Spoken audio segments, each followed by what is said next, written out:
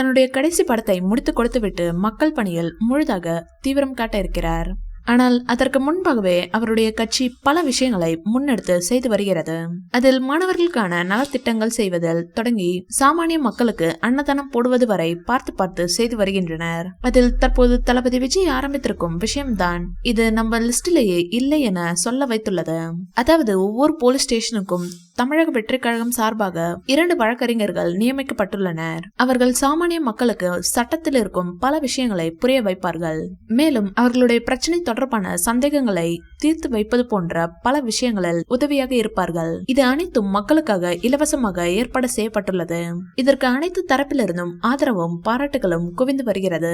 ஏனென்றால் பாமர மக்களுக்கு சட்டம் தொடர்பான பல விஷயங்கள் தெரிவதற்கு வாய்ப்பில்லை. அவ்வளவு ஏன் படித்தவர்களே கூட இதில் பல நேரம் தடுமாறிதான் போகின்றனர். இப்படிப்பட்ட சூழலில் தமிழக வெற்றி கழகம் செய்துள்ள இந்த ஏற்பாடு வரவேற்கப்படுகிறது. இதனை அடுத்து மகளிர் அணியில் தலைவியை இன்னும் முடிவு பண்ணவில்லையாம். தற்போது சங்கீதா விஜய் இருப்பார் என ரசிகர்கள் கூறுகின்றனர். ஆனால் சமூக வலைதளத்தில் த்ரிஷா தான் தாவேக மகளிர் அணியின் தலைவி என்று வைரலாகி வருகிறது. இந்த வீடியோ பிடிச்சிருந்தா லைக் பண்ணுங்க, ஷேர் பண்ணுங்க. மேலும் விஜய் சார் பற்றிய தகவல்களுக்கு எங்க சேனலை சப்ஸ்கிரைப் பண்ணுங்க.